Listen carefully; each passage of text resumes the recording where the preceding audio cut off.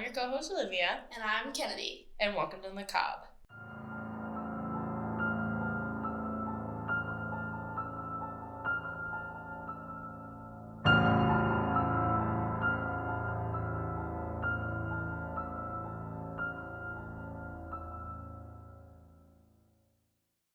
Okay.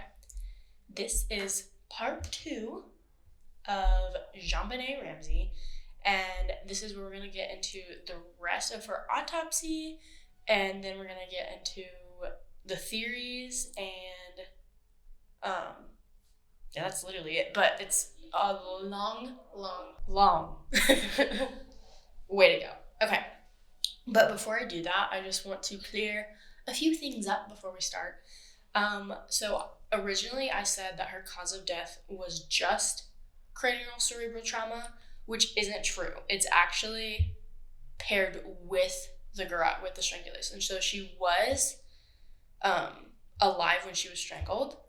Damn it. Yeah. But like when I said like she was still dead whenever the tape was on and she was tied up, that's still true. It was just how she passed was not the way I said it. And then how Patsy also found the ransom note. Of course, her being Patsy and also John Ramsey, they switch up their stories. So at one point, John says, like, I was asleep. And then he says, no, I wasn't. I was actually awake. So it gets really confusing. So at one point, Patsy says that she runs up and tells John while he's awake. And then at another point, she says she yells for John from down the stairs. But if she did that, how the fuck did Berg not wake up? He's just a tired boy. He's a tired baby boy. He's doing the most today. I don't believe that. You're a liar. You're done. So, yeah. That's all I really wanted to sum up. So where we left off, though, was I think Detective Arndt was moving the body. Like a dumbass. Yes, and then I went through some of the autopsy, and then that's where we ended. So before the autopsy, though, there is another thing that happened to JonBenet. Good. Yeah. A family member covered her with a blanket and a Colorado Avalanche sweatshirt, like, over her body. Like, they said it was to, like, keep her decency or, like, whatever, you know, to, like... Was she naked? No. She was wearing... So on our Instagram, I posted what she was wearing. I posted, I think it was image 3 and 4, and it was the last pictures known of JonBenet that was taken before she died. And she was wearing a little sweater with a silver star and then white PJs. So that's another thing, is John also, yeah, that one. And John carried her up the stairs and like kissed her on the forehead and left, but then Patsy came in and changed her into pajamas. So that's another thing too. So that was a little bit a switcheroo. I just forgot Patsy was in there. But yeah, those 3 and 4 I think are the last images known of her, and that was Christmas morning and Christmas night. So it was, I think. Yep. Okay. So, yep. And then she was also wearing a gold chain with a cross around her neck too. So she was just a little cutie. And now I want to preface this by really telling you how fucking little this little girl is. She was 47 inches tall and 45 fucking pounds. She was a bean, the skinniest of beans, and I love her. But they had also found on her left palm was a red heart. Like, so she had basically just like drawn on her hand. That is the cutest thing I've ever heard. I know, she had like drawn on her hand, like maybe at the party or whatever. And so she had a little heart on her hand. Yeah, and it was in red ink. Yeah. So that really gets you. So let's get into that like real autopsy, the real stuff. So mostly her face was beaten. Like she didn't really have like a lot of like bruises or anything on the rest of her body. It was just around her face, especially the left side. She had 1 millimeter petechial hemorrhages all over the left side of her body, and they felt like the autopsy technicians felt like, or it looked to have she had particular hemorrhages on her right side, but livor mortis set in. And so they couldn't 100% identify them as particular hemorrhages. So... And for those of us who don't know what that means... Do you not know what that means? No. Okay, perfect. Livor mortis is basically when someone is dying or dead. Well, when they're dead, basically. And they lay in a position for so long, the blood pools to that one side. And so their flesh is more like pinky and stuff like that, so you can't tell. And then the hemorrhages thing you said? Okay. I put a definition in there because I knew you didn't know what that was. I know nothing. Okay, so basically it's when your capillaries inside bleed and they leak blood into the skin. So I shouldn't have asked. Yep, it's usually caused by some sort of blunt force trauma. So she was just beaten in the face, basically. Good. Yep, so that's what happened. There are autopsy photos online, so I'm not going to post them on our Instagram because that's a lot. Yeah. And I don't want to do that. I don't even want to see that. I handle our social media, so definitely not happening. I handle our Instagram, but that's about it. But yeah, so I'll probably show the little heart on her hand because it's so fucking cute. Adorable. She's just a little baby, and fuck. Anyway, now another thing they found on her neck on the left side, I believe, she had 2 marks on her neck that were consistent with either a stun gun, like a taser, like a 2-pronged taser, or people believe it was a perfect match to a train Burke had gotten for Christmas. Oh my god. Like, because how could anyone tase a baby? Well, we'll get into that. So that's another piece of evidence that people believe Burke did it because the train where it hooks onto the train tracks matches up almost perfectly with the marks on her neck. So he may have hit her with that. But it also could have just been kids playing. I mean... Oh, we'll get into it. Okay. We're going to get into Burke's psyche real quick. Right now? No. Okay, later. But in a little bit. Yep. It's going to be horrifying. No offense, though. Don't sue me. Thank you. Now, we're going to start talking about her perineal area. So... What is that? That's her groin. Oh. So we're just going to do... Square? Yeah, her no square. So I just want to put a quick little trigger moment for that. Disclaimer, trigger warning, all the things. Yeah, just give a few seconds if you can't. I'm not going to go into super big detail or anything. It's just not something a lot of people like to listen to. Including me, but I'm here anyways. Yep, you can't fucking leave. Okay, so they had found in her underwear urine stains and on her legs, in the between her legs was urine. Stains? Urine stains and then just urine. On the clothes. Yeah. I thought you meant it stained her flesh. I was like, whoa. That would be some pungent fucking urine. I was like, some wow. Pungent piss. No. But she had, a few months before her death, she started having bedwetting issues. Oh. Yep. So that is very consistent with child abuse and or sexual assault. A lot of times. Yep. That's a really big thing. That's normally why, because JonBenet was completely potty trained, and then I think it was 6 or 9 months later, she just started wetting the bed. That's really sad. And so there is a theory that someone in the family was sexually abusing her. Somebody thought that John was sexually abusing Burke, and then Burke did it to his sister.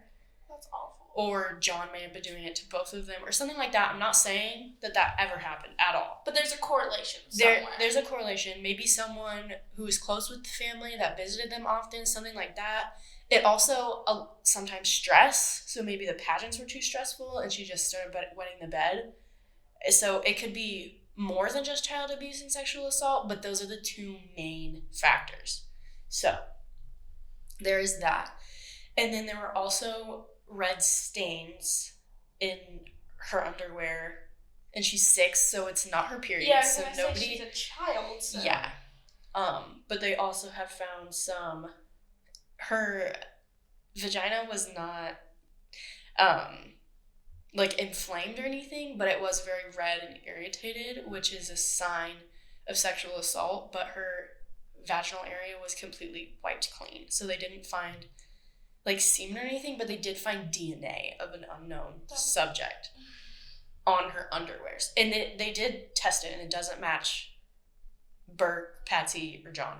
So there is some DNA that nobody like can find a match to. So there's that. It might be a stupid question. Okay, what?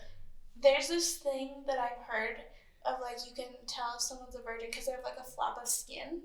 The hymen. That? Yeah. Did they check her for that?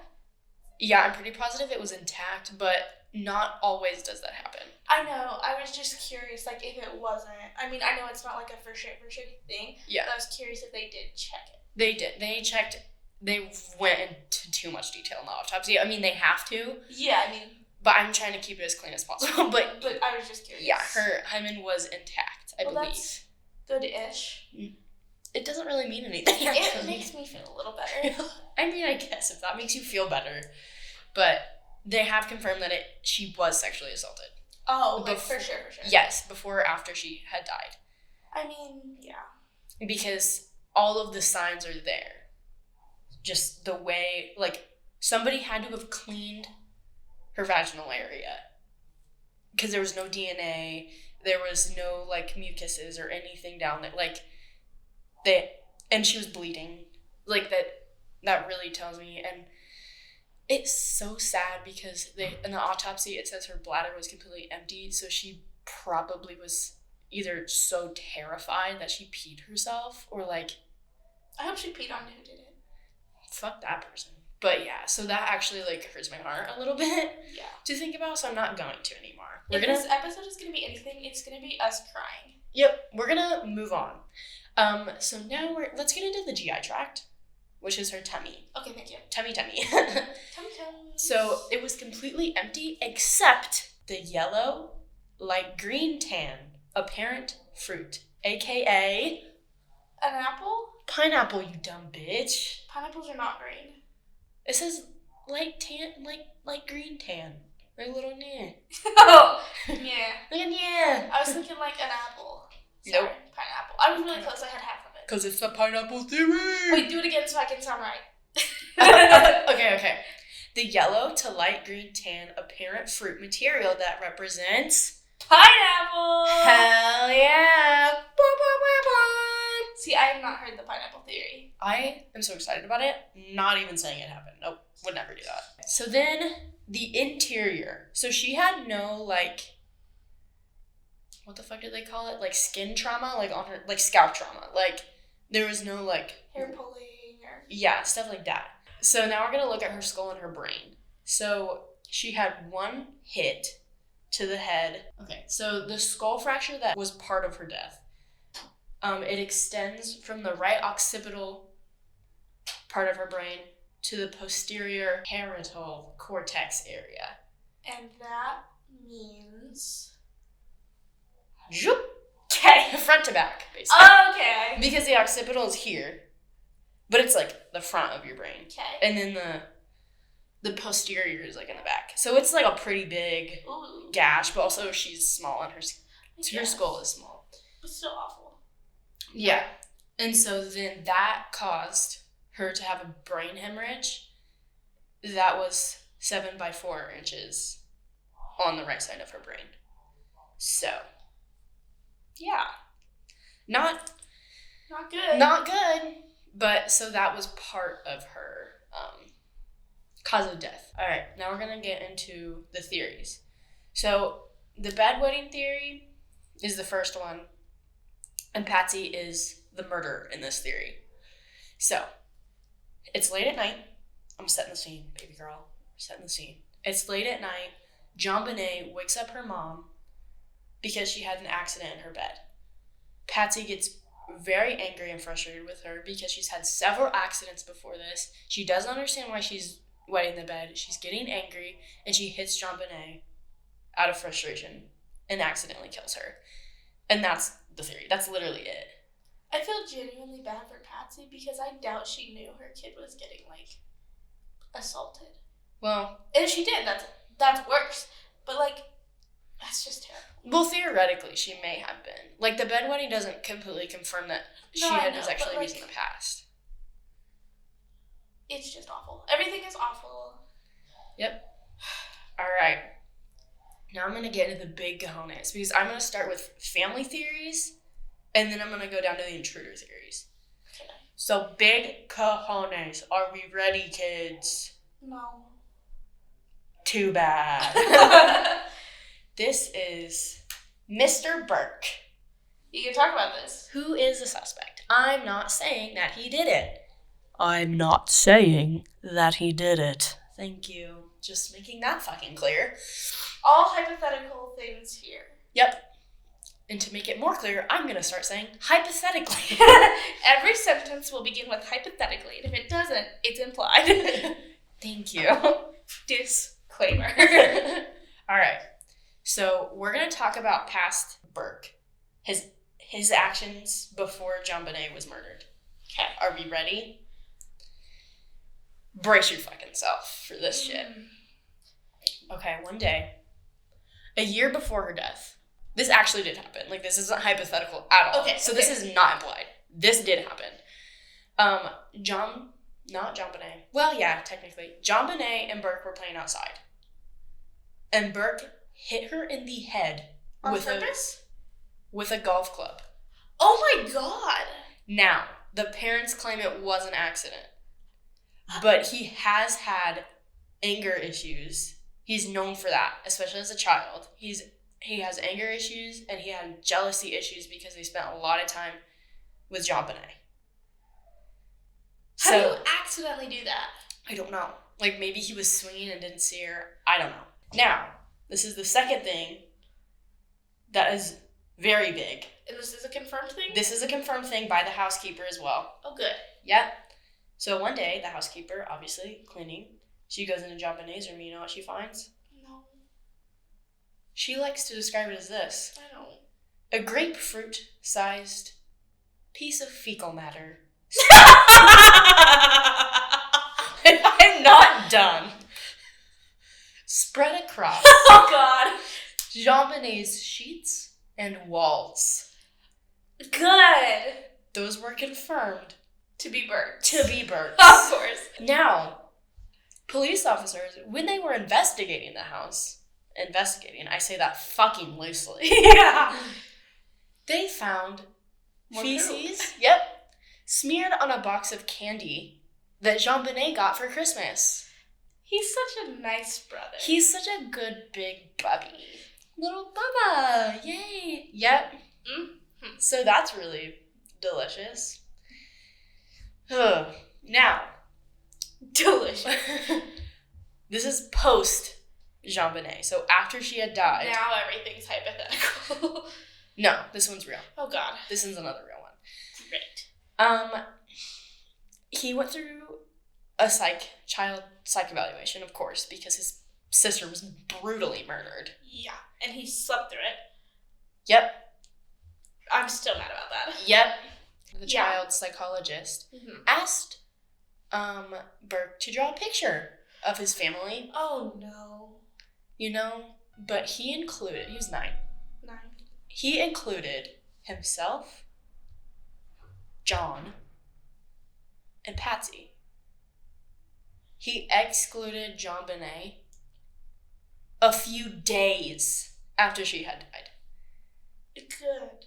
Like, he didn't put her, like, in the sky, in heaven. He didn't put her with the family. Like, you have been with this girl, you have grown up with this girl for 6 years. She's your sister.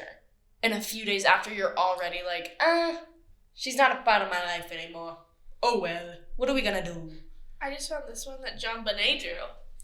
And Burke is in a cage. Well, then that's fair. I just thought that was interesting. That's cute. I love when he's just in cages. It happens to the best of us. Yep. Now, I watched the Dr. Phil interview with Burke. That I think it was the 20th anniversary of JonBenet's murder. Throughout the interview, he was smiling the entire time. Like, Dr. Phil goes, did you murder your sister? And he goes, just started, like, smiling. I just saw this. Yeah. She was gone, so I didn't jar. You were 8, 9, whatever, bro. Yeah, That's sick in the head. Love you, Burke. Love you, Burke. Don't sue us. Yeah. But you could say, I guess, he was socially awkward and uncomfortable because this was the first interview he's ever done in 20 years since this murder. I still hate it, so. I do too. And he, like, stayed out of the public eye for a really, really long time. So he was basically a recluse. So I understand maybe why he, like, laughed and, like, smiled in it. But still, that's a lot. Yeah, don't do that. Yeah, because Don't be doing that. Don't be doing it. But because Dr. Phil had also interviewed John, and he was not smiling at all. He was he was about to cry at one point. Yeah. Like, I don't know. Like, comparing the two interviews, it just seems a little suspicious. A little sus, vibes. A little bit sus. Okay. Now, another fun little moment that we need to talk about is when Patsy had found the note, she had run up immediately, like, got John, and then immediately went into JonBenet's room, realized she was, like, missing from her room, bursted into Burke's room. Like, he admitted that this happened. She burst into his room. She starts screaming, "Oh, my baby, where's my baby?" Like, searching, freaking out. In Burke's room? In Burke's room. Why would she go to Burke's room? Just to check, make sure that, well, she could be anywhere. But, like, stop being weird. I just, like, I don't know. Okay. And Burke woke up. It went back to sleep. Did he, like, comprehend what she said? Yeah, he said that he knew exactly what she said. How do you go back to sleep after that? Well, the fun thing is, a police officer also came in his room with a flashlight and was when he was investigating the house. Or she. They didn't specify what gender they were. Okay. But he still didn't fucking get up. And he's like, to be clear, I didn't know that they were a police officer at the time. And I was like, if somebody fucking comes in your room, and you know it's your mother the first time, screaming and panicking, shuffling through your room trying to find your sister, screaming, "Oh, my baby, oh, my baby." And then somebody else comes in your room, and you don't even know. That's more alarming. Yeah, and he's like, okay, going back to bed. That's such a teenager move, too. Like, he's 9. I know, that's what I'm saying. That's such, like, a 13-year-old, like, fuck, I don't want to go to bed, or I don't want to go to school, Mom. Yeah. And the only time he did get up is when John actually got up and told him that he was going to Fleet White's house. And, like, they were taking him. Jesus. Yeah. And the reason he said he didn't leave was because he didn't want to, like, be in conflict, or, like, he was just too scared or something. But I was like, you don't even know what's going on right now. Why would you be, like, I don't know. It seems very weird to me. Yeah. That you also would not be freaking out and getting up and being, oh my God, what the fuck is happening? What is happening? Because Dr. Phil's like, you didn't even, like, think to ask, like, what was going on? And he was like, no. I was like, I'm sorry? Huh? So at that point, I mean, they explained everything to him, but it was before they knew she was murdered. And so then it was like, I don't know what's happening. JonBenet's kidnapped. And then they had to tell Burke that John said that JonBenet was in heaven, is like what he said. And then he found out that she was also brutally murdered. So he, like, went through, like, this phase of, like, what the fuck is going on? So I feel like that would have been pretty traumatic, but yeah. And you know what else happened, though? You want to know what else happened? No. You know what I'm going to tell you anyway? Yeah. Let me tell you. A neighbor had claimed to have heard screams coming from the Ramsey home 14 hours before her body was found. Yeah. You and I did the math. That would be 11 p.m. before the body was found. Yeah. And you know when Patsy found the note? 5 a.m. Yepper deppers. So 6 hours after the screaming. the math ain't mathin', baby girl. Yeah. And even if you were to be like, well, maybe it wasn't like 14 hours, it still would not have been enough time for it to be exactly when the 911 call was. No, it just wouldn't be. Yeah. So, the theory is... Which theory is this? This is the pineapple theory. Oh, good. So this is the Burke theory. Oh, pineapple is Burke. Pineapple's Burke. So, Did I mention the pineapple in the first part, that there was a bowl of pineapple? No. Okay. So, there was a bowl of pineapple that was found on the kitchen table with Patsy and Burke's fingerprints all over it. But JonBenet's were nowhere to be found. But somehow, there was pineapple in her system. But that would have meant, if it was still in her system by the time, and nothing else was in her system, by the time her autopsy was done, she would have had to have eaten it a few hours before she had died. So, the theory is, Burke went downstairs for a bowl of pineapple. There was also tea brewed. So I don't know how a 9-year-old went downstairs and brewed some fucking tea too. He was like, oh, get a little sweet tea out in this bitch. And the mom was not there. No, she claims that Burke was asleep the entire time. But Burke says he was awake and got pineapple. No, he says he doesn't remember it. Oh. He said he could have, but he doesn't remember. How do you not remember every single thing from that night? I don't know. And so, but Patsy's like, I did not cut him pineapple. I didn't brew him tea. I didn't go downstairs. He cut the pineapple? It wasn't canned pineapple? No, it was fresh pineapple. So this 9-year-old, when I was 9, I couldn't even use scissors, let alone brew myself some tea and cut a whole... I don't even know how to cut a pineapple now. Well, I don't know if the pineapple was already cut or if it was needed to be cut, because they deny ever having pineapple. They're like, I don't even remember having pineapple in the house. What? So it's like, they're like, it's possible, but I don't remember. So I don't know. I hate that they're just like, maybe. Literally, yeah. And then if Patsy was asleep, everybody was asleep, how are Patsy's fingerprints on the bowl? Well, that was a thing that was debunked because people were like, well, what if she was putting away the dishes? That's what I was just thinking. What if she was getting a certain bowl? Because I have a specific fork I eat cereal with. Maybe she was digging. I can see that. So there's that. And Burke's are all over because he ate it. Mm-hmm. Sure. But again, Burke is like, I didn't do that. It could have been possible. I don't know.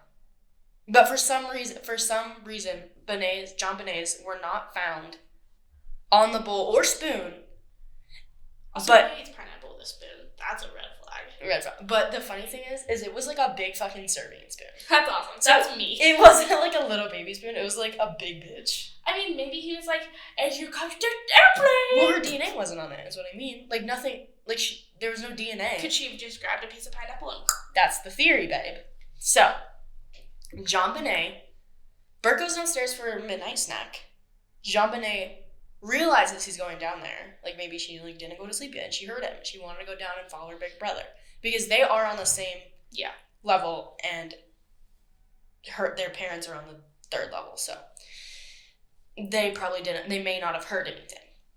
So Burke goes down, grabs himself a little snack, brews himself some tea because he's British. I guess. And eats fucking... They're from Georgia, too. It's I guess sweet tea, but it's weird. Sweet tea. We're Southern. They put in 3 cubes of sugar and creamer and all that. I don't know if it was sweet tea. I'm just saying sweet tea because sweet tea is disgusting. I guess since he's from Georgia, it's plausible, but weird as hell. Why is a 9-year-old brewing tea right now? That's my question. Maybe he just stuck it in the microwave? Or he had a pot brewed. I don't. It just says brewed. It says brewed tea. So maybe it was pre-brewed, already brewed, and he was like, "Oh, give me some of this." But they fucking deny. That's the weirdest thing. I feel like that's a weird thing to fucking lie about, unless it fucking infiltrates your child. So tell me how this relates to JonBenet, other than her having a yum yum snack. Okay. So you know how I talked about Burke's history of violence? Yeah. Okay. So, JonBenet goes downstairs, sees Burke eating pineapple. Oh my god! That sounds busty. That looks busty as hell. I want some of that shit. As little siblings do, Woohoo, messing with ya. Take the little grabby moment. Bert gets fucking pissed. You to be. Fucking pissed. Absolutely pissed. And he, hits her with a mag light. What's that? It is like that really big light that's like, we got a big handle and it's like thick. Okay. Or. Why would he have that? Because they had one in the kitchen. Okay. So. That's weird. Well, because it matches the skull fracture. Oh, okay. This is how they figured. Because the mag light is another big thing because they also deny having the mag light. What? Yep. How can you deny having it? They were like, I don't recognize that magnet. Like, that's not our mag light. I don't know. That's not ours. That's weird. Or he also had a metal baseball bat. Just on him? I don't know. Or he went and grabbed it? Maybe. And hit her in the head with the baseball bat. Ouch. Yep. And again, those are both very consistent with the head trauma. Like, it's pretty accurate. Both fit perfectly. I would understand if it was like the big ass serving spoon. Because, like. But that wouldn't, like. Grab the pineapple, fuck you. Yeah, but that wouldn't, like, kill. I know, but that's what I'm saying. But again, he's also 9, and that's like a big fucking wound. And so that's kind of weird. But yeah. He's a violent child. Yeah, I guess he has practice. He's like, I've done it before. I can do it again. It's fine. But the bat makes sense, because I feel like it'd be hard to make that big of a wound with a light. Maybe, but they said it's very consistent. So then, both awful. Then what happens is Patsy hears it, and so does John. They go downstairs and realize what has happened. They're like, holy shit, she's fucking dead. They think she's dead. She's not dead. As I told you in the beginning, I was wrong about her death. She was not dead at this time. So, John takes her body down the stairs. Why? To stage her. Make it look like a murder. Why would you not just call the police and say, oh my god? Well, because they thought they lost their daughter already, so the theory is that they didn't want to lose a son either. I don't think they would. Would they? You don't He's think they would. 9? Just say like, oh, he hit her, but he was just stronger than he thought he was. Like, I feel like that's more logical. Well, yeah, and there were so many more things they could have just said. Oh, Burke didn't mean to kill her, obviously. Well, yeah, but again, they're rich and they probably knew they could get away with it. Hypothetically. But, like, why stage something so elaborate? Exactly. That's weird to me, too. It doesn't make any... Like, that doesn't make sense to me either. Okay. But the motive works. That's the big thing. It's just a weird motive, I feel like. Yeah, but he's also extremely violent. I guess. And kids also... They snap for the stupidest shit. They're like, oh my god, you stole my toy? Fuck you. And they, like, beat the shit out of you. Yeah, I work in childcare. It's good. So... John goes downstairs and then garrots JonBenet, which completely kills her. See, that's another thing is if this is their child, how do you garrot your own child? I know, but people fucking kill their kids all the time. Okay, but they loved this child, right? They loved this child, yep. And they claim that to this day. Like, if this child that they love so much, and they're like, okay, we just gotta protect Bert, I still would not be able to garrot my own child. Oh, no, for sure, I agree. I just can't fathom that. Yeah, the morality is not there, but the motive is. Okay, continue. I'm sorry, I keep interrupting you. Okay. But I just have so many thoughts. I know.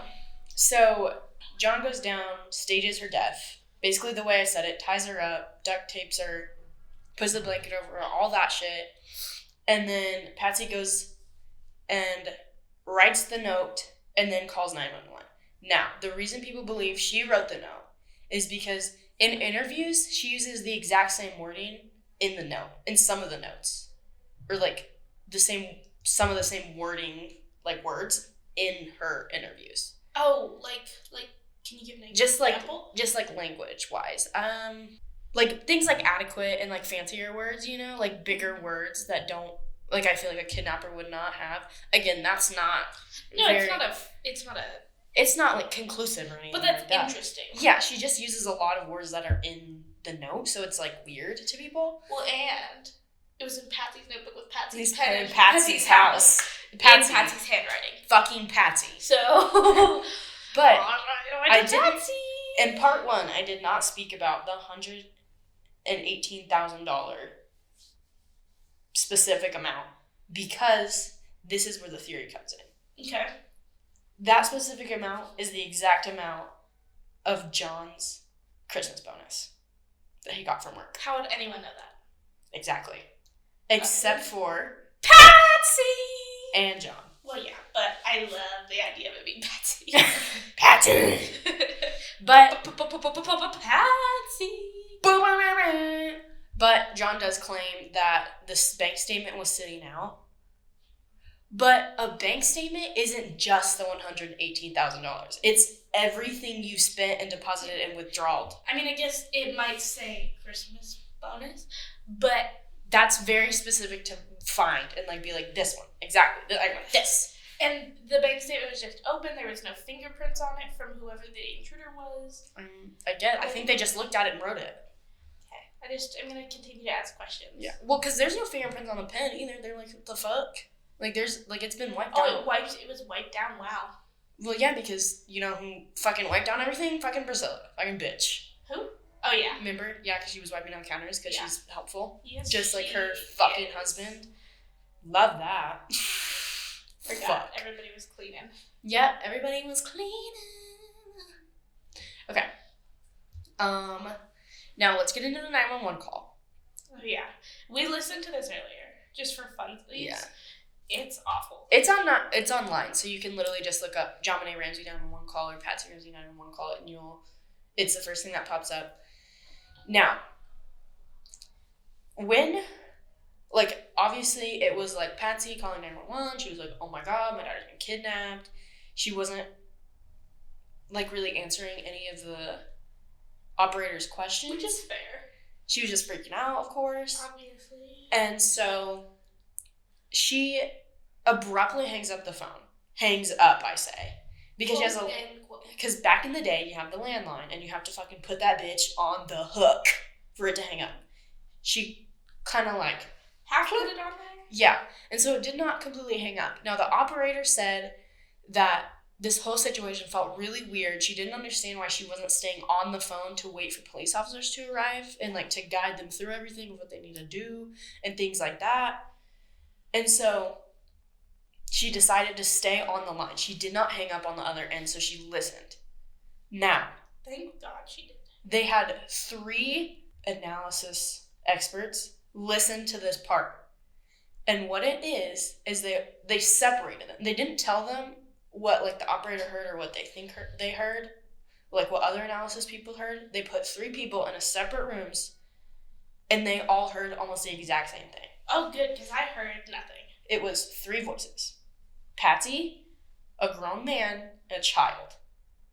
Patsy, John, and Burke. Yep. Now, she says, oh, help me, Jesus. And John says, what did you do? And then Burke says, what did you find? And then John says, we are not speaking to you. I need you to start over, because you're confusing me. Okay. You've lost me. Okay, ready? Patsy almost hangs up. Doesn't hang up completely. Yeah. She says, I called the police. What now? Help me, Jesus. Why would she say help me, Jesus? That just seems like a weird part. Because her baby died. Okay. She's like, oh my god, my kid is dead. What the fuck? Okay. That's the whole, yeah. That's why she's like freaking out. I'll call the police. What now? Help me, Jesus. John says, what did you do? Because he supposedly killed JonBenet. Burke says, well, what'd you find? Just a creepy child moment. And then John says, we aren't speaking to you. To Patsy? No, Burke? To Burke. But this is all alleged of what they've heard. Yes, in the mouse scratches of the end of this 911 call. Yes. And the thing is that if this were true, Burke was not asleep. And they lied completely. Yeah. So there's that. And that's another weird thing that, like, really doesn't help the family's case at all. No. At all. We're not speaking to you, devil boy. Yeah. And another big thing is when the police arrived, they didn't fucking separate the witnesses. They didn't separate the Ramseys. They didn't separate Patsy and John. Yeah. And didn't formally interview them until 4 months after her daughter died. Jesus Their daughter died. Right. So they had perfect time to... Exactly. Perfect respect that story. Exactly. That's why people believed that they had done it, because there's, like, they had an ample time to, like, get a story straight. Yeah. And then 2 years later, they were interviewed again. So they weren't formally interviewed very much. Like, they did, like, media interviews and things like that, but, like, formal police interviews, it was 4 months and then 2 years. Jesus Christ. Yeah. And so those are the beautiful family theories. Not beautiful. Really sucky, shitty theories. Now, we're going to talk about the intruder theories, and then that'll be it. For you. For me. Now, intruder theory, and there's, I think, 3 suspects. Okay. The 3 main suspects. Now, the intruder theory is how it goes. They use the broken window to get through. Remember, because John broke that window a really long time ago and did not fix it, and he claims that he just forgot about it, and he doesn't go down there often, so it didn't really cross his mind. Said, fucking donkey. So, the intruder goes through the broken window, and then, remember, the suitcase is laying under the window. Good. So they use that as, like, a ladder, Yep. or, like, a step stool to get into there. Lure JonBenet, and it was some sort of kidnapping gone wrong, and they accidentally hit her too hard over the head, and then they stage her death. And just book it. Get the fuck out of there. But they take the time to write the rest of it. Yes, of course. For sure. Because they still want the money, though. Or maybe they wrote it before they killed her? Possibly. Again, theories on theories, baby girl. Now, the evidence that really drives this home is the unknown DNA on JonBenet. There was an unknown boot print that was like a worker's boot print that didn't match any of the shoes in their home. But again, they could have maybe thrown those away or whatever. But I feel like they would have, like, seen the boot print and maybe, like, covered it and moved it. Sure, someone would have cleaned that bitch. Yeah, because it was the boot print right by her body. Like, the boot print was by her body. And then there's a half palm print that they'd found that does not match any of the, I almost said Benets, any of the Ramseys. And it was on the handle. So they don't know whose that belongs to either. But there is no footprints leading in or out of that window. Because it was winter. It was snowy. Yep. So, and there was also a cobweb that was still intact. So they had looked at the cobweb and they were like, there's no way. Because the window is not big. It's a basement window. Yeah. So you have to be a skinny motherfucker to get through that and then not break the cobweb? Yeah, that's weird. So that didn't make any sense. But that's how they believe the intruder theory maybe happened, because I think all the other doors were locked. They had several different types of locks in the house. Like, they had, like, key locks, and they had, like, also those, like, the twist locks, you know what I'm talking about? Where you don't, like, you can use the key from the outside, but you can't use it. Yes, they had that, and they had one of those, like, chain locks on their doors. Like, they had different sorts of locks, and they were all locked. The only way in and out of that house would have been the window, but there's no way. Or they let someone in. Possibly. But I feel like the boot print, the handprint, those could be explained like, these are rich motherfuckers. They probably have people in and out of that house all the time to do shit for them. It could have been someone, a plumber, or a repairman of some sort. Like, yep. How often do you clean your doorknobs? Like, exactly. It could have been it could have been one of the families in the house. But then that means they would have seen JonBenet and not told anyone. That's rough. Yeah. So that's, like, those are weird little hinky moments. Now, let's get in to our 3 suspects. Okay. We're going to start with the most heinous one. Oh, is this the one that you were appalled researching? Yep. Good. I want to die just talking about it. I can't wait to vomit. This is John Mark Carr / Alexis Reich. You're telling me we got another fucking John in this shit? A third John? Yes, Turn me ma'am. down. But even though she's a big piece of fucking shit, I will respect her pronouns, but I don't want to. Do we know the new name? I just said it, Alexis Reich. Oh, I thought it was like a really long last name. Oh, no. John Mark Carr / I said / baby, you just don't listen. That could just be another really long last name. What? I know Okay. people who's... Well, she is now transgender. Okay. And she goes by Alexis Reich. Now, before she was Alexis Reich and she was Jean-Marc Carr, he had a wife and 2 children, and he was a school teacher in Napa Valley. But... Which is how far from Denver? Pretty fucking far. Okay, that's what I'm curious about. Napa Valley's in Florida. Oh, shit, no. But it could be an enemy that they made when they lived in Georgia, I guess. Huh? Maybe? No, I don't know. I don't know. I'm ballparking here. Yeah. Well. Now, within 6 months, he had lost his wife and his children. How? Lost her wife and her children. How? I don't know. You don't know? It doesn't... I didn't really look it up because I don't... What if they were murdered? God damn it. Yeah, it doesn't say anything about the family. That's awful. Maybe they didn't die. You just said they died. Well, it says they've lost. He lost his wife and kids. Like they ran away from him? Maybe. Because that's even more sus. I don't know. Because in that case, maybe he was just kidnapping JonBenet because he wanted a child. I feel like... No, there's a reason. I'll get to it. For how much research you did that you don't know this pisses me off. No, I genuinely cannot find anything. So if you find something, go ahead. Okay. Maybe Corrections Corner next week, but... Because literally, like, it just says lost family. That's weird wording. So she had a family before all this, which is fucking... And children. Not so cuckoo bananas. So... She had lost her wife, children, and then her career. And so after her career, in 1997, she was accused of the murder of a 12-year-old girl named Georgia Lee Moses in California.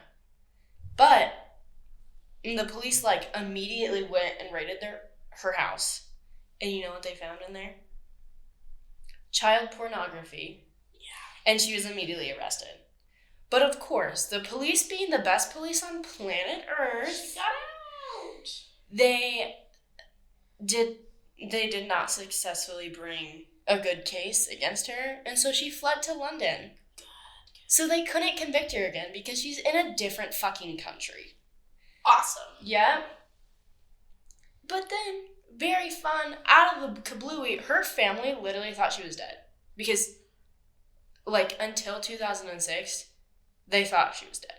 Because in 2006, she started emailing the University of Colorado journalist professor about research about JonBenet. And it was, like, obsessive. It was detail after detail. He wanted to write a book. He wanted to make a documentary. And it wasn't, like, this is what had happened. This is him, like, telling, like, if he were to have killed her. Like, detailing things about her murder that had never been released before. Oh. Yep. He was talking about how he came in and how, I say he because at this time, she was Jean-Marc Carr this entire time. We're talking about it in the past. Yeah. So she was he at that point. So I'm sorry if I'm mixing and confusing, but at that time, she was he. So, yeah, so this went on for like a few years. And then the professor was like, okay, I'm going to send this to police. Oh my God. And then they're like, oh, because this had started in like 2001 when he emailed. And then he completely confessed fully. To doing it? In 2006, yeah. He was like, I did it. But you know what's really, really fun? But he didn't do it. I'm gonna quote him. You ready? No. Too fucking bad.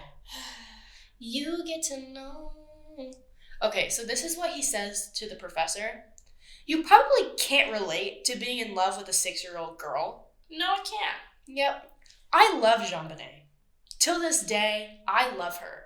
And I've loved her very much. And I played an unreal role in her life and her death.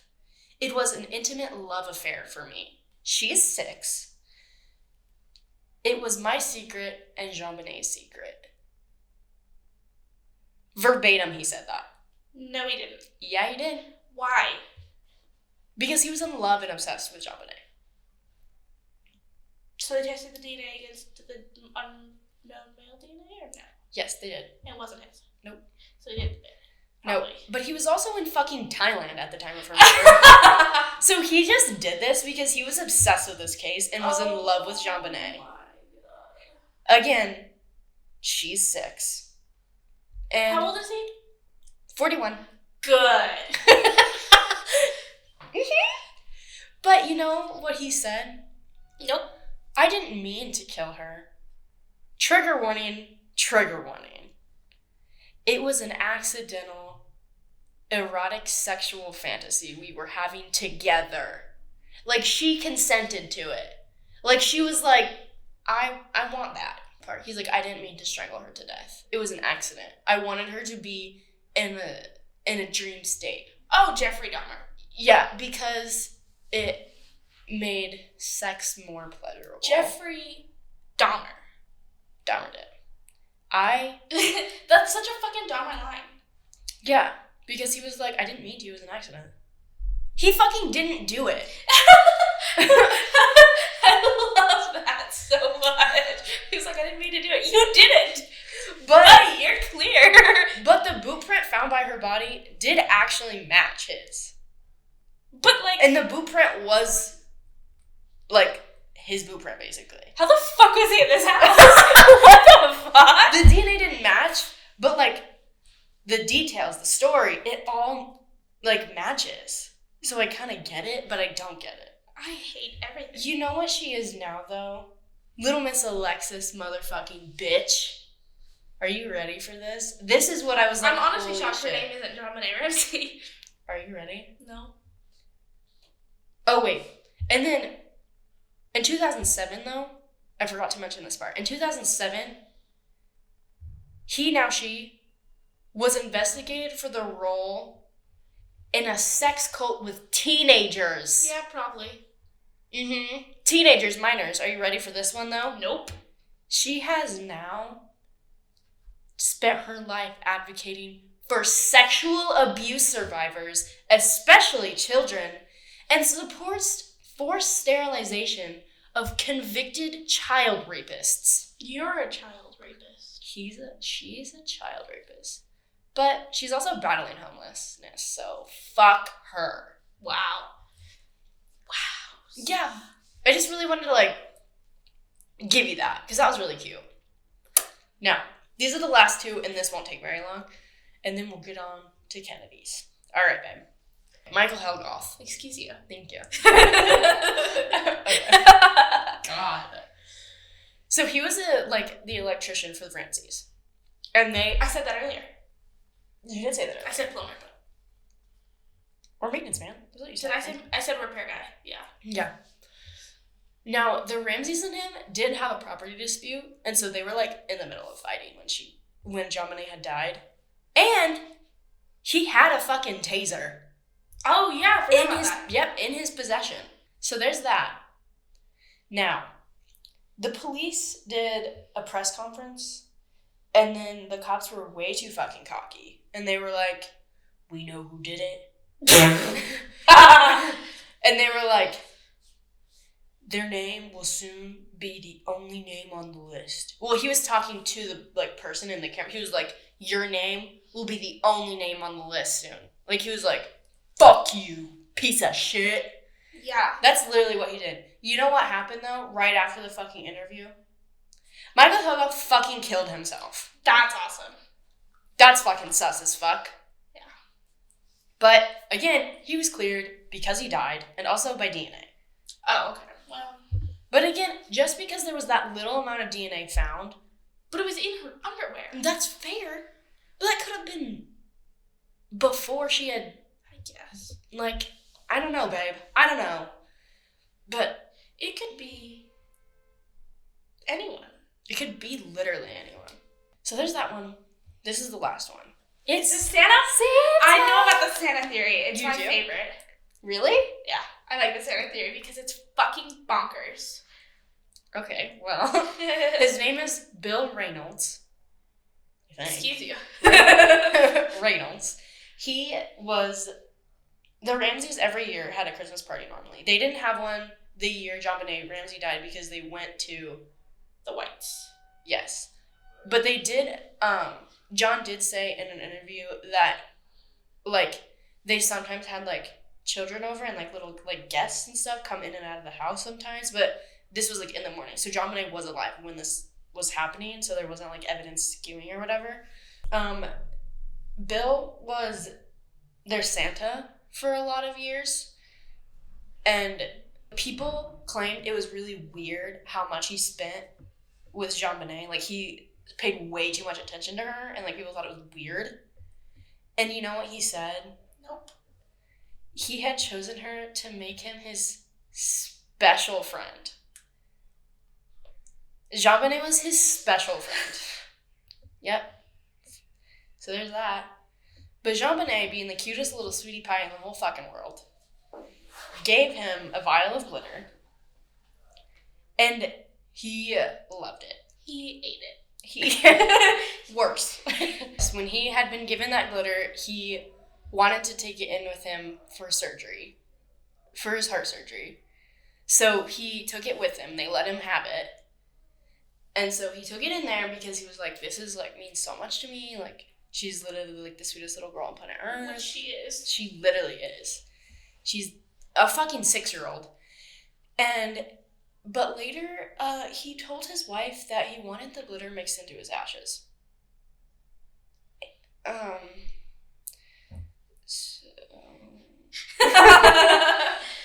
bet the wife was like, where'd you get that glitter, babe?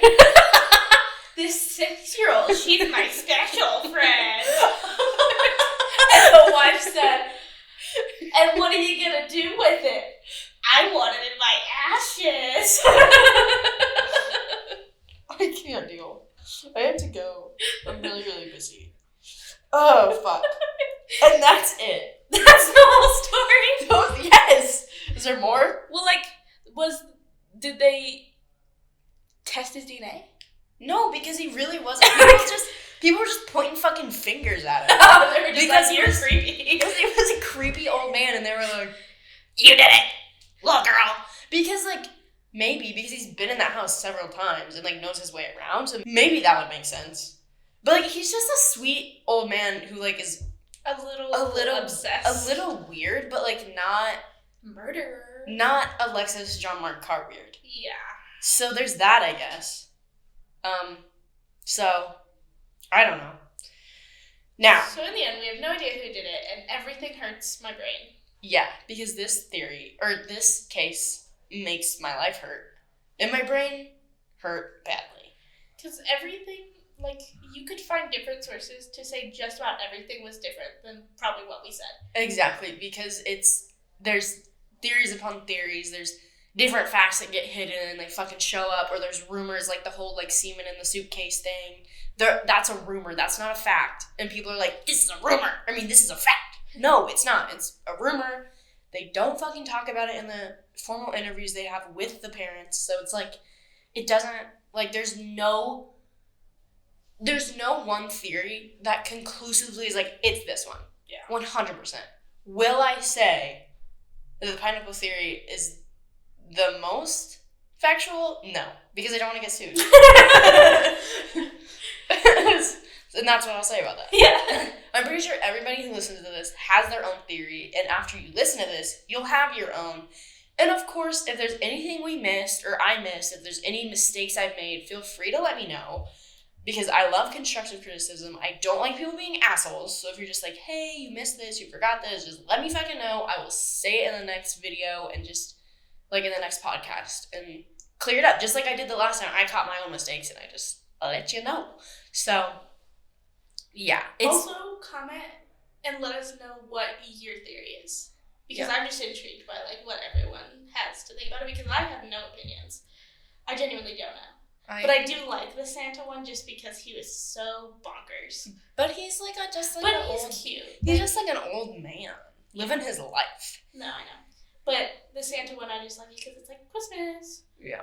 Okay. And the last thing I will say is that there is DNA that John Andrews' JonBenet's half-brother and John, they're fighting for this DNA to be pushed. It's the DNA that they found on JonBenet that has not been tested by the police. They have a petition up. We'll put it in our link in probably like wherever we'll put it. We'll put it in the show notes. Wherever we can link it, it'll be linked. Yes, you'll be able to find it probably in our show notes, whatever. You will find it, and if you can't find it on ours, if the link isn't working, please look it up, please sign it, please get this girl some fucking justice because she completely deserves it. She's this little sweet baby girl, and she needs to be completely at rest. Yeah. And the police are literally not letting this be tested, and that's pissing me off because I'm like, what are you hiding? You know what I mean? Yeah. Like, you can't be that egotistical to be like, I don't know. So, I have my thoughts about this case. I'm pretty positive you all can take the fucking hint of my views on this case. But if the DNA shows otherwise, I will happily apologize. But for now, I got my ideas. And that's a good segue for me to take. Is it? I'm going to do it anyways. My turn. So I'm going to talk about my hometown murder. It is the Dolly Madison Bakery murders. Dolly Madison Bakery was a big chain of bakeries that was around. So it wasn't like a little... No, this was a chain of bakeries. It was the Dolly Madison Bakeries. Oh. And we had one in Great Bend, and it was on one of the busiest intersections in town because it was right across... It was diagonal from our McDonald's, which is obviously a big staple in our town. So it was a very busy intersection that this bakery was on. So this took place on September 4th, 2002, in the Dolly Madison Bakery. So this was around 8 p.m. A delivery driver dropping off some baked goods found the bodies of 24-year-old Mandy Alexander and 79-year-old Mary Drake face down in pools of blood. Mandy Alexander worked there. It was her third day on the job. Oh. Her third day. And she was 24? She was 24. She was a single mother.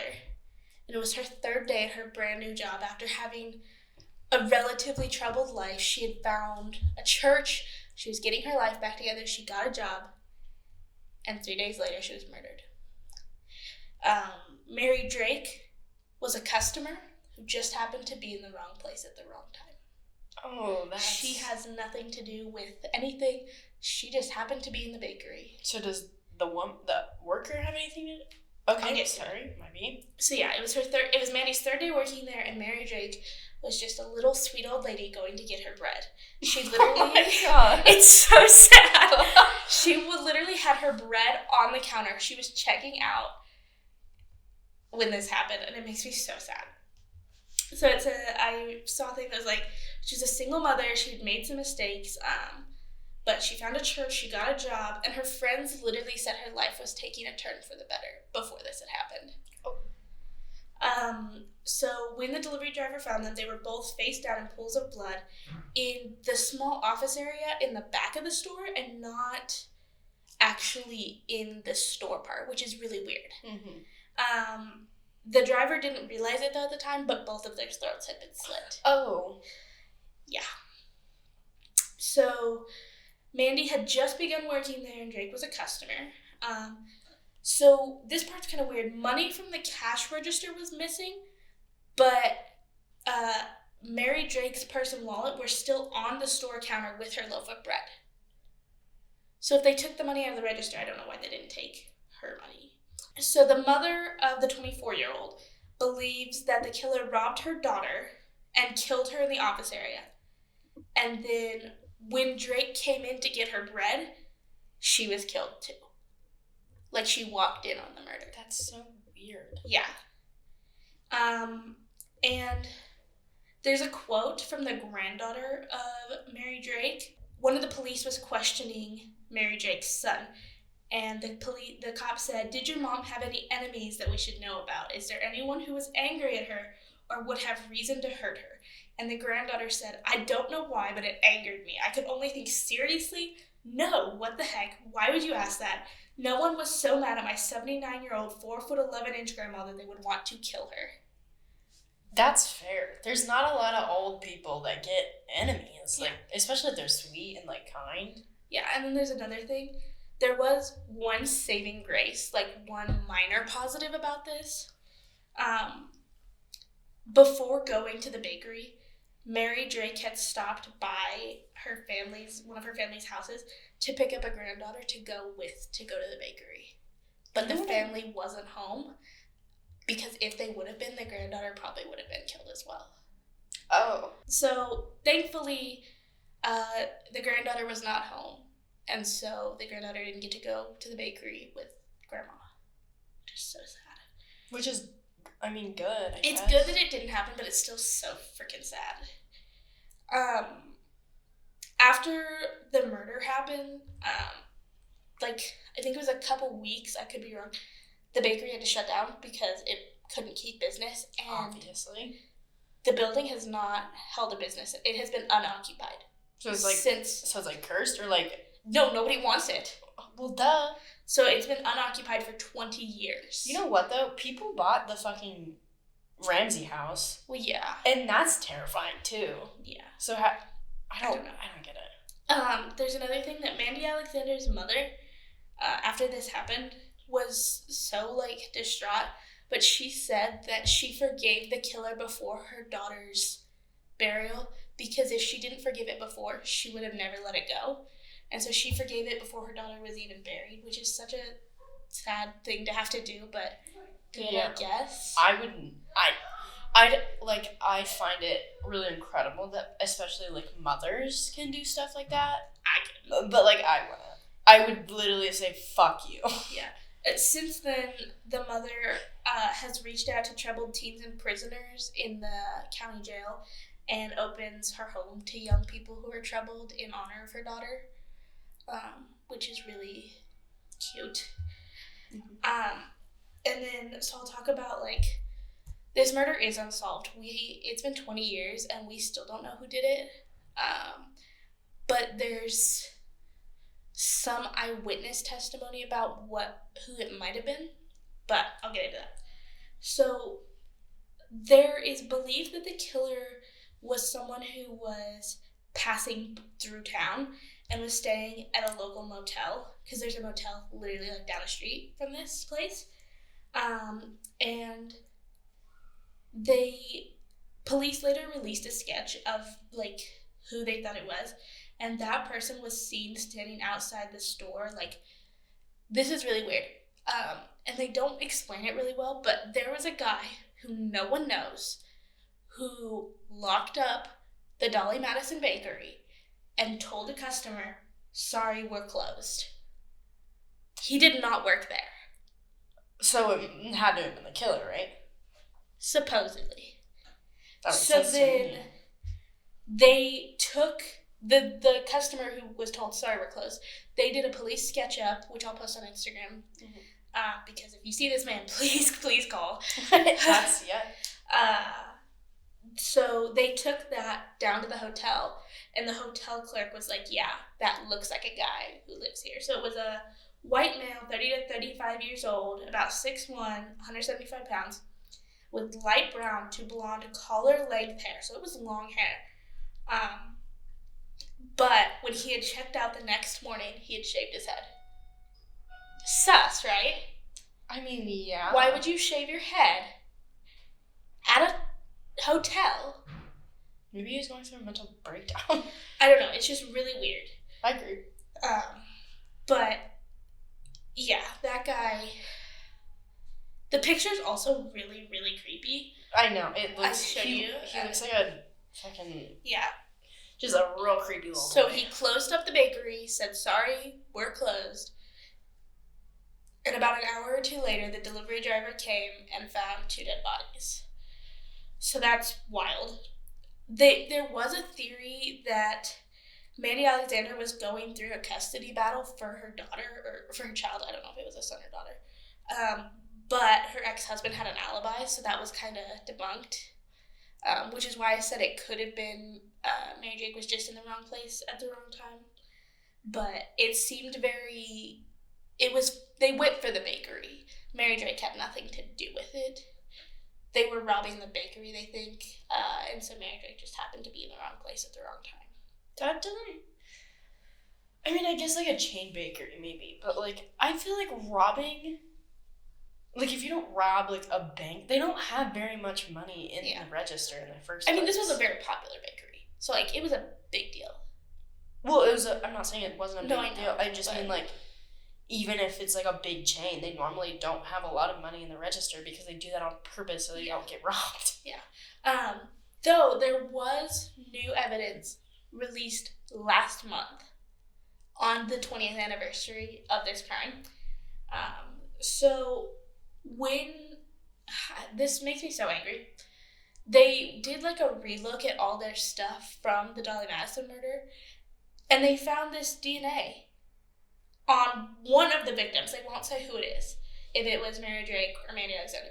They found DNA on one of the victims, but there's a couple things about this DNA. They never say who it is, but it's called a YSTR type of DNA, which is only inherited on the male side.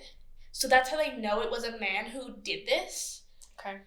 But the good thing is, even if they weren't able to find, like, the person who did this, if they had the person's son or brother or dad, they could test those and get the same YSTR and prove it that way, because it's always inherited on the male side.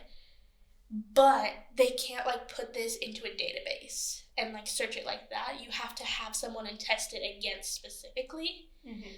So that's kind of the bad thing is they have to have a tip to go test. They can't just put it in a big database. Well, it's kind of like the Golden State Killer where they found him because of a family member. Yeah. So if you have a family member that you think is fucking sus as shit in your go get tested. Get that shit tested in Great Bend. Do it. Fucking do it. But yeah, they never said where the DNA was found, but if they will test any lead, they've tested over hundreds of leads, and I watched an interview of one of the police officers who was like, when a call comes in about the Dolly Madison murders, we drop everything and do that because this is the biggest thing that's happened in my town ever. Yeah, you know what, though? Pieces of shit who are like, I have this tip for you. And it's just them being a piece of shit because they want to be a part of the fucking case. No, it really genuinely is, like, people who are like, oh my god, like... Yeah. I think my brother might have done it. Like, shit like that. Yeah. But I think that's, like, in any scenario, that's ridiculous to me. That they just want to be a part of that case and they want to be, like... Well, like, it was very much a thing that everyone thought they knew who did it. It is awful. This case makes me so sad. Especially for Mary Drake, who just happened to be in the wrong place at the wrong time. And she's such a sweet little old lady. She just wanted to hang out with her grandkids. And get fucking bread. She just wanted her bread, man. And especially for such a violent way to die. Like, they both had their throats slit. And they were laying face down. Is that for sure the way they died? Like, it was just... And they were laying down in pools of their own blood. But that does kind of sound like the yogurt shop murders. Like, I really want to do that case, and I probably will eventually, but, like, that sounds almost exactly like what happened, but there were, like, 2 suspects, and it's... Yeah. No. And the weirdest part was they say this happened, like, the murder would have taken place around 5 to 6 p.m., which is, like, rush hour, right? Mm-hmm. And this is the busiest intersection in our town at rush hour. And nobody saw anything. But wait, so when did this witness come at, like, 8 p.m.? And when did it normally close? I have no idea. Oh, wait, no. The delivery driver came at 8 p.m. And the guy who was closing the bakery, I don't know. It was like 6 p.m. when he was like, sorry, we're closed. There's no way that wasn't the killer, though, because how did he get the key? Yeah. But then how did they unlock the bakery the next day, though? Did they have a different key? They didn't unlock the bakery the next day. The delivery driver came in at 8 p.m. to deliver bread. Oh, but how did they get in? Just through that same way the delivery guy did? Wait, how did who get in? Like, the police, so, like... Well, yeah, the delivery driver let him in. Oh, okay. His delivery driver called the police and was like, there's 2 women here he said, like, are dead. I don't remember how he said it. He said there's 2 women who are face down in pools of blood. That's a lot. Yeah. And it's empty now, and it's really sad. Because, like I said, it's been 20 years, and we don't know who did it. And this is, like, the only murder that's ever happened in my town. So it's a very big, like, thing everyone talks about. Well, yeah, I mean... Yeah. But, I mean, your town is kind of small, so maybe there is somebody, hopefully somebody that listens to this and will hopefully give a lead. Yeah. So, if you think you know anything, call the Barton County Sheriff's Department and put a tip in. Or get tested if you think your dad or brother or uncle cousin or might have done it. Yep, somebody who you're related to and you think they did it, you think they're being sus. Or if you know a friend that's sus, try to get one of their family members to come in. Yeah. Because that's a lot. Yeah. And yeah, it's really, really sad that Mandy also makes me really sad because, like I said, it was her 3rd day. She's also just a single mother. She was turning her life around for her child and gets brutally murdered. Yep. So, there's no words. Like I said, this makes me want to cry every time I think about it. Let's not do that. So, I think we can end there. Yay! I love it for us. I like how we always are shocked that we end on a depressing note. I'm like, dang it! God, let's be happy about stuff. But we also make a true crime podcast. We shouldn't be surprised anymore. But we do have a Patreon, so... We did make a Patreon. It can be found wherever you listen. It's linked. Okay, yep. Yeah. I think the first tier is like... Just extra... like a mini episode and going live. So, since we're posting bi-weekly, on the Thursday that we don't post, there would be a mini episode. And then once a month, we would do a live where you can ask us anything and we might tell a few stories. Yeah, and we'll try to answer your questions as knowledgeably as we can. Yeah, and I think we have it as $5 a month, and we might add more tiers later. Yeah. Depending on how popular it is. Yeah. And you can also just donate if you want, and we can get more shit and make this podcast even more amazing than it already is, because we're fucking great. Yeah, because right now we're working on a single microphone. Hell yeah. Maybe we can interview around campus and see if anybody has stories. We could put like a thing out for campus. But we'll figure something out. If someone subscribes to our Patreon, then we'll figure it out. Other than that, email us with any stories you have, podcastthemacabre@gmail.com. Like, subscribe, comment, follow, all the things. Yep. Get our fucking podcast trending out here, babes. Yeah. If we get enough money on Patreon, we can do merch on Patreon. Yeah. But right now we don't have any, so. Yeah. But, like, trust me, though, Kennedy made my vision of our logo come true. Imagine what we could do with some merch. With some fucking merch. Like, you already know it's going to be amazing. So, subscribe to the Patreon if you want to support us, and we'll see you next Thursday. Yep, and don't forget to follow us on Instagram. And our Facebook page, if you want the same stuff. It's the Macabre Podcast, and then the Macabre.podcast on Instagram, I think. Yep. So make sure you follow us. Make sure you like and get our stuff out there. Yep. So we can start making a difference in this beautiful true crime world. Yeah. See you next time. Bye.